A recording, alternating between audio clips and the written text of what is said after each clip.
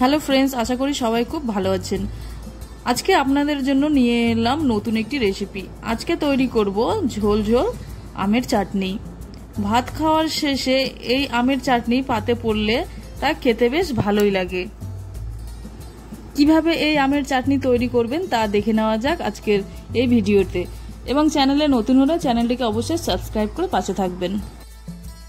এইখানে আমি দুটো আম নিয়েছি এবং আমটা এইভাবে ছোট ছোট করে কিউব আকারে কেটে নিয়েছি, যাতে আমটা তাড়াতাড়ি সেদ্ধ হয়ে যায়।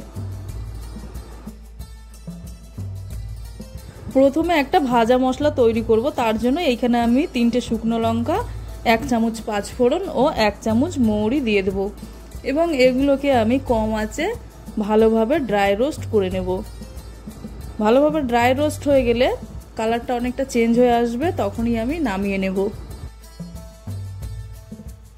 তারপরে এটাকে একটা পাত্রে নামিয়ে নেব এবং ঠান্ডা করে নেব। ঠান্ডা হয়ে গেলে পাউডার বানিয়ে নেব।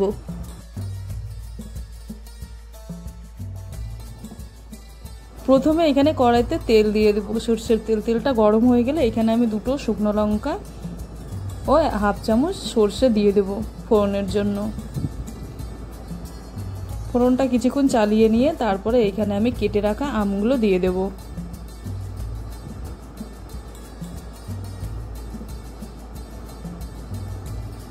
দু মিনিটের মতো ভেজে নেব।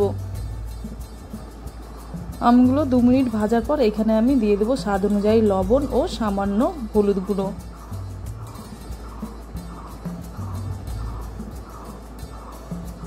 তারপরে আমগুলো আবারও আমি 2-3 মিনিট ভেজে নেব।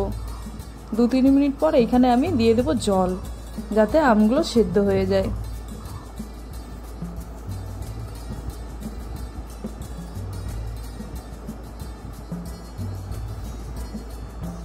এইখানে আমি পাতলা ঝোল করব, তার জন্য জলটা একটু বেশি দিয়েছি। আপনারা চাইলে কমও দিতে পারেন। তারপরে একটা ঢাকা দিয়ে কম আঁচে 5 মিনিটের জন্য রেখে দেব। 5 মিনিট পর এইখানে দেখবো আমটা খুব ভালো সেদ্ধ হয়ে গেছে। তারপরে এইখানে আমি দিয়ে দেবো 1 কাপ চিনি। আপনারা চাইলে চিনির পরিমাণটা কম বা বেশি দিতে পারেন।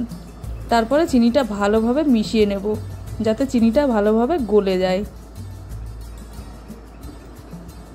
খুব ভালোভাবে নাড়িয়ে চাড়িয়ে মিশিয়ে নেওয়ার পর এইখানে আমি যে আগে থেকে ভেজে রেখেছিলাম মশলাটা এইভাবে গুঁড়ো করে নিয়েছি। এইবারে ভেজে রাখা গুঁড়ো করা মশলাটা দিয়ে দেব। তারপরে ভালোভাবে মশলাটা ভালোভাবে মিশিয়ে নেব।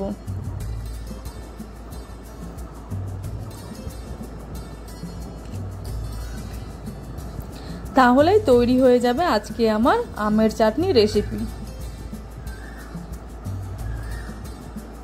দুপুরবেলা গরম ভাতের সঙ্গে শেষ পাতে এই আমের চাটনি হলে খুব ভালো লাগে। আপনারাও বাড়িতে এইভাবে করে দেখবেন। খুব সিম্পল, খুব তাড়াতাড়ি হয়ে যায়, বেশি সময়ও লাগে না, খেতেও খুব ভালো হয়। আর আজকের ভিডিওটি যদি আপনাদের ভালো লেগে থাকে তাহলে অবশ্যই লাইক করবে, কমেন্ট করে জানাবে এবং চ্যানেলে নতুন হলে চ্যানেলটিকে অবশ্যই সাবস্ক্রাইব করে পাশে থাকবে। দেখা হবে আবার অন্য কোনো রেসিপির সাথে। ততক্ষণ ভালো থাকবেন, সুস্থ থাকবেন।